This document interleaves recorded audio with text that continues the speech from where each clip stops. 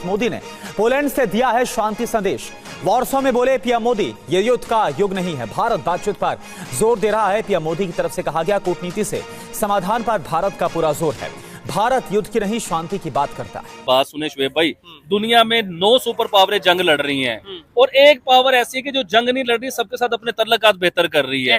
वो कौन है? वो प्राइम मिनिस्टर नरेंद्र मोदी है, वो हिंदुस्तान है।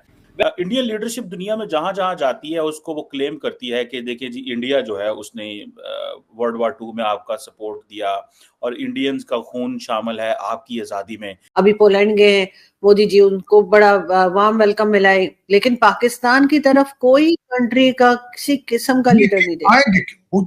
आना चाहिए भी नहीं उनको। उसकी वजह ये है आरजू के जो भी आपके आता है आप पैसे मांग लेते हैं। तो ये तस्वीर इस वक्त हम आपको दिखा रहे हैं जिस वक्त प्रधानमंत्री पोलैंड पहुंचे, वॉर्सा जो कि राजधानी पोलैंड की, वहां पर कैसे गर्मजोशी के साथ स्वागत किया और उसके बाद जो वहां से संदेश दिया गया प्रधानमंत्री की तरफ से, उसमें ये बात साफ तौर पर कही गई कि ये जो वक्त है वो युद्ध का बिल्कुल नहीं है और शांति का हिमायती है भारत। और ये वैसे कहते हैं कि हमारा मुल्क तो बड़ा डेवलप है, हम तो बड़ा आगे निकल गए हुए हैं हर चीज में। इंटरनेट हमारे पास भाई 4G पे फंसे हुए हो, हिंदुस्तान 5G चला रहा है, 6G की तैयारी कर रहा है। अभी देखिए हिंदुस्तान में ओपोजिशन को पूरा हक है। अवैसी का नाम सुना हुआ है आपने? किस तरह वो असेंबली में खड़ा होकर प्राइम मिनिस्टर को चैलेंज करता है हिंदुस्तान के। मेरी बात सुने, ये होता है आजाद मुल्क। आप क्या देखते हैं ये जो नया ट्रेंड इंडिया ने शुरू किया है कि पूरी दुनिया में जो वर्ल्ड वार 2 के हवाले से जो इंडिया की जो कंट्रीब्यूशन थी, जो शेयर्ड कंट्रीब्यूशन थी, आपको लगता है कि इंडिया इसको सिंगल हैंडेडली इस सारे का क्रेडिट लेना चाहता है और बाकी ममालिक जो है they can't take a credit? यहाँ भारत बुद्ध की विरासत वाली धरती है।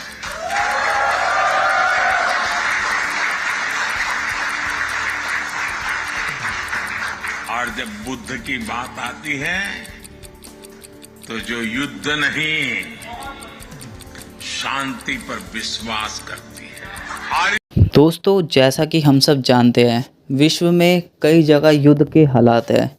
चाहे हम बात करें इज़राइल और ईरान के बीच में, हमास के बीच में, और या फिर कई महीनों से चली आ रही युद्ध रशिया और यूक्रेन के बीच में। दोस्तों, भारत ने कभी भी किसी भी युद्ध को सपोर्ट करने का निर्णय नहीं लिया। दोस्तों, भारत हमेशा से शांति कायम करना चाहता है। इस वजह से वो सभी तरह के युद्धों की निंदा करता है जो भी विश्व में अभी चल रहे हैं। यही कारण है कि दोस्तों, भारत जो है वो शांति का प्रस्ताव रखता है सभी के सामने। भारत चाहता है कि खित्ते में शांति हो। दोस्तों, मोदी जी ने अपनी स्पीच में ये भी कहा कि ये जो भारत की धरती है ये गौतम बुद्ध की विरासत है। मतलब हम जानते हैं गौतम बुद्ध के बारे में कि भाई वो शांति का प्रतीक थे। दोस्तों, भारत हमेशा युद्ध के खिलाफ ही खड़ा रहा है। भारत नहीं चाहता कि कहीं पे भी युद्ध हो किसी भी प्रकार का। इस वजह से, क्योंकि यार देखो, जब युद्ध होता है ना तो दोनों ही पक्षों की बहुत ज़्यादा हानि होती है और उसका जो इम्पैक्ट है वो पूरे विश्व में पड़ता है। जैसा कि हम जानते हैं भाई, रशिया और यूक्रेन का जो युद्ध हो रहा था उसके असर भाई पूरी दुनिया में देखे गए। पूरी दुनिया की हालात में थोड़ी बहुत बैलेंस बिगड़ चुका था। चाहे हम ऑयल की बात करें, कच्चे तेल की बात करें जो रूस से पहले लेते थे, या कई और चीज़ें। तो इस वजह से भाई भारत का जोर हमेशा रहता है डिप्लोमेसी पर, बातचीत पर भारत हमेशा जोर देता है, जिसके कारण युद्ध टल जाता है हमारे सिचुएशन में। तो भारत यही सलाह देता है सभी कंट्री को और जो अपना मैसेज यही देता है कि भाई शांति बनाए रखो, यही सबसे बेहतरीन चीज़ है। जितनी भी दुनिया के अंदर वर्ल्ड वार 2 की फॉर एग्जांपल जो इंडिया से सोल्जर गए, जो कि उस वक्त एक शेयर्ड टेरिटरी थी, पाकिस्तान, बांग्लादेश, म्यांमार, इंडिया, सारे इंडियन लीडरशिप दुनिया में जहां जहां जाती है उसको वो क्लेम करती है कि देखिए जी, इंडिया जो है उसने वर्ल्ड वार 2 में आपका सपोर्ट दिया और इंडियंस का खून शामिल है आपकी आज़ादी में। फॉर एग्जांपल इस वक्त भारत के वज़ीर आज़म पोलैंड में आया तो वहां पे ये बताया जा रहा है कि जो पोलिश कुछ 5-6 हज़ार लोग थे उस वक्त भागे और वो इंडिया आ गए जमुनागढ़ में। और इंडिया उस जो शेयर्ड हिस्ट्री है, जो तमाम ममालिक की जो बाद में आज़ाद हुए, उसको अकेले क्लेम करता है। जबकि ये यहाँ फिर देखने में आया कि सिर्फ जो हिंदू और सिख जो सोल्जर्स हैं उनकी ज़्यादातर वो बात करता है। जो मुसलमान सोल्जर्स थे उस शेयर्ड हिस्ट्री से उनका कहीं पे कोई जिक्र कभी नहीं आया और पाकिस्तान को तो मैंने कभी बात करते भी नहीं देखा हुआ।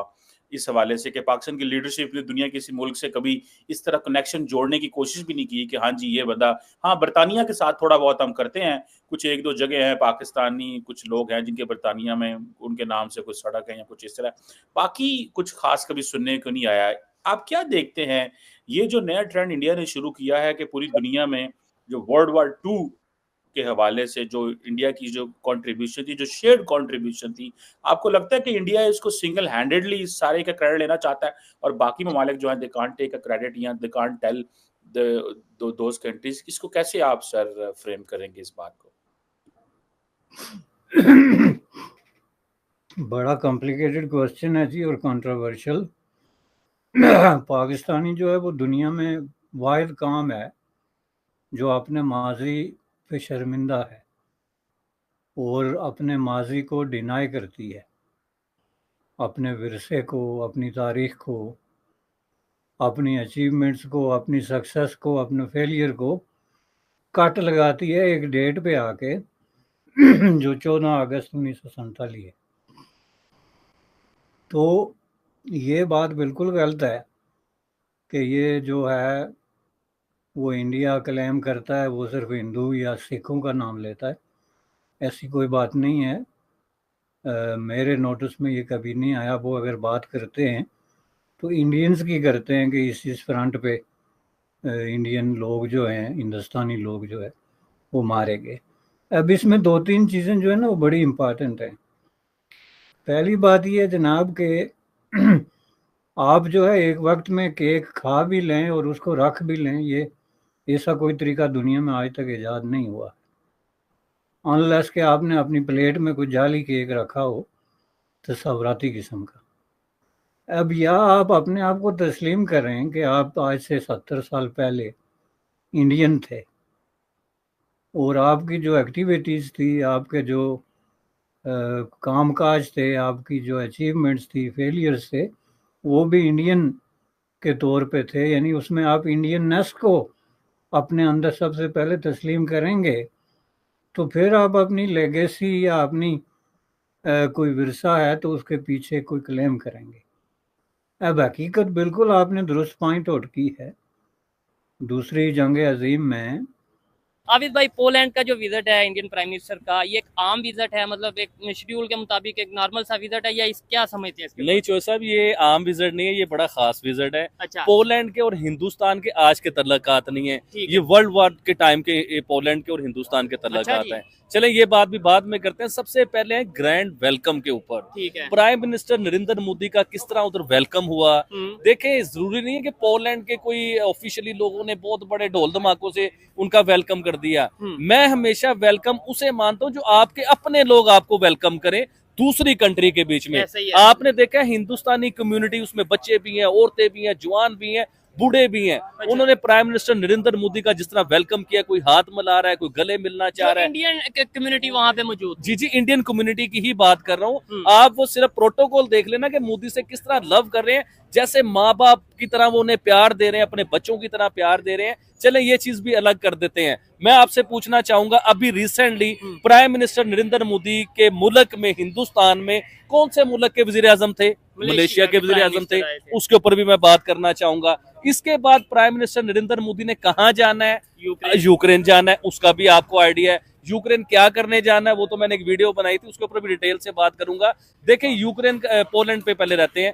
पोलैंड एक तो बड़ा ही छोटा सा और बहुत ही खूबसूरत कंट्री है पोलैंड। इनका एक तो फलों का एक्सपोर्ट, बड़ा मुख्तलिफ किस्म के फल है, बड़ा जबरदस्त इनका एक्सपोर्ट है। और हिंदुस्तान के साथ इनकी तिजारत बहुत अरसे से चल रही है। बहुत काम है हिंदुस्तान को लेके, मतलब ट्रेड इनका बहुत अच्छा है। इधर मैं एक बात ये कहना चाहूंगा, आपने बोला क्या रियलिटी है कि इस टाइम इंडिया के प्राइम मिनिस्टर पोलैंड में मौजूद हैं और उसके बाद यूक्रेन के प्रेसिडेंट से मिलेंगे, वहां पे जाएंगे। और अगर पहले की बात करें तो मलेशिया के जो प्राइम मिनिस्टर हैं वो इंडिया आए थे, यानी कि इधर प्राइम मिनिस्टर प्रेसिडेंट आपस में मीटिंग्स चल रही हैं। पाकिस्तान के प्राइम मिनिस्टर की अगर बात करें, गुज़िश्ता 3 माह में, 2 माह में कहाँ पे हमने कोई बड़ी मीटिंग की? वो कहते नहीं है कि मुल्ला की दौड़ मस्जिद तक, तो हमारे प्राइम मिनिस्टर की जो दौड़ है वो सिर्फ अरशद नदीम तक है। भाई अरशद नदीम ठीक है, गोल्ड मेडल ले आए हैं, पाकिस्तान के लिए अच्छा काम किया है, लेकिन वो अरशद नदीम है, गोल्ड मेडल तक उन्हें रखे। आपने तो हर चीज में देखे ना, हिंदुस्तान के वजीर आजम पता चलता है कि अमेरिका के वज़ीर आज़म से मिल रहे हैं, ठीक है। पता चलता है ऑस्ट्रेलिया के वज़ीर आज़म से मिल रहे हैं, रशिया के प्राइम पता चलता है कि रशिया के प्राइम मिनिस्टर से मिल रहे हैं या सदर से मिल रहे हैं। ठीक है। तो इसी तरह ही हमारे वज़ीर आज़म का पता चलता है जी अरशद नदीम से मिल रहे हैं, और भाई कितनी बार मिलना है, बस कर दो